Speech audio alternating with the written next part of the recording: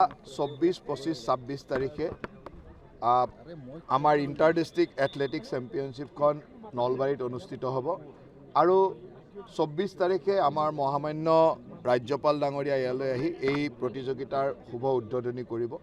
24, 25, 26 তিনিওটা দিনে অসমৰ সকলো জিলাৰ পৰা বিভিন্ন খেলুৱৈ আহিব। প্ৰায় 1200তকৈ অধিক খেলুৱৈ এথলেটিকৰ বিভিন্ন ইভেণ্টৰ খেলুৱৈসকল আহিব আৰু তেওঁলোকে ইয়াত 3 দিন ইণ্টাৰ ডিষ্ট্ৰিক্ট এথলেটিকখন সুন্দৰভাৱে অনুষ্ঠিত কৰিব আৰু তাৰ কাৰণে আমাৰ প্ৰস্তুতি সম্পূৰ্ণৰূপে কৰা হৈছে।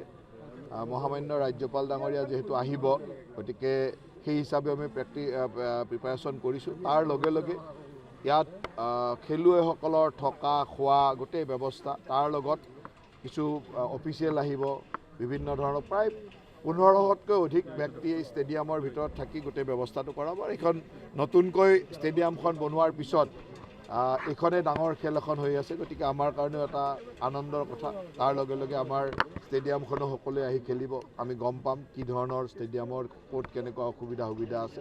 এতিয়া মই সকলোকে আমন্ত্ৰণো জনাইছোঁ 24 তাৰিখৰ পৰা 26লৈ চলা এই এথলেটিক প্ৰতিযোগিতালৈ। তাৰ লগে লগে 24 তাৰিখে 4 বজাত মাননীয় ৰাজ্যপাল ডাঙৰীয়াৰ উপস্থিতিত যি আমাৰ উদ্বোধনী অনুষ্ঠান হ'ব, সেয়াও অত্যন্ত আকৰ্ষণীয় অনুষ্ঠান হ'ব। সেই উদ্বোধনী অনুষ্ঠানলৈকেও মই সকলোকে আদৰণি জনাইছোঁ। সকলো জিলাৰ পৰা, অসমৰ সকলো জিলাৰ পৰা আহিব। সকলো জিলাৰ পৰা প্ৰায় 1200 খেলুৱৈ আহিব আৰু 1200ৰ লগত প্ৰায় 200মান অফিচিয়েল আৰু টেকনিকেল ষ্টাফ থাকিব। তাৰ লগত বাকীখিনি লৈ মোটামুটি 1500 মানুহৰ খেল এখন হ'ব আৰু সেই ধৰণে খেলটো চলি থাকিব। নিশাৰ ভাগত কাৰণ ইমান মানুহৰ খেল আমি 3 দিনত শেষ কৰিব লাগিব, গতিকে দুপৰীয়া সময়ত যিহেতু যথেষ্ট গৰম থাকে, গতিকে দুপৰীয়া সময়ত খেল অনুষ্ঠিত কৰিবলৈ বতৰৰ কাৰণে অসুবিধা, গতিকে আমি নিশাৰ ভাগতো যাতে খেলুৱাব পাৰোঁ তাৰ কাৰণে আমি ছাফিচিয়েণ্ট লাইটৰ ব্যৱস্থাও কৰিব দিছোঁ।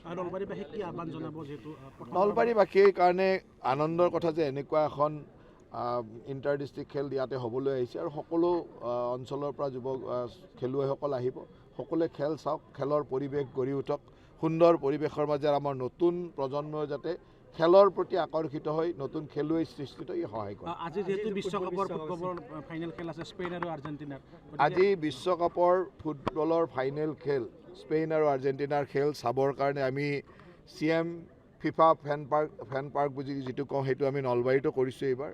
গতিকে নলবাৰীত সেই ফিফা ফেন পাৰ্কত আমি একেলগে বহি সকলোৱে খেল চাম। মই ভাবিছোঁ যে তাত অতি কমেও 3-4 হাজাৰ মানুহটো হ'ব। সকলোৱে বহি একেলগে ডাঙৰ স্ক্ৰীণত খেল চাম, আনন্দ কৰিম আৰু এয়ে আমাৰ মাজত খেলৰ জনপ্ৰিয়তাও বৃদ্ধি কৰিব। মই এতিয়া কোনো দলৰ সমৰ্থক বুলি নকওঁ, কিন্তু ফুটবল খেল চাই বিশেষভাৱে ভাল পাওঁ। গতিকে ফুটবল খেলটো চাম। কোন জিকিলে ভাল পায় আপোনাৰ?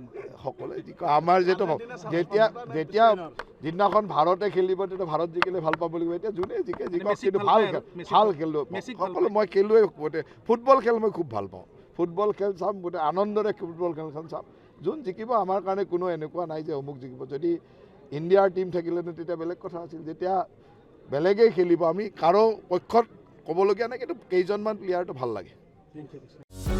যিকোনো খবৰৰ বাবে যোগাযোগ কৰক আমাৰ এই নম্বৰত 9181 307 221।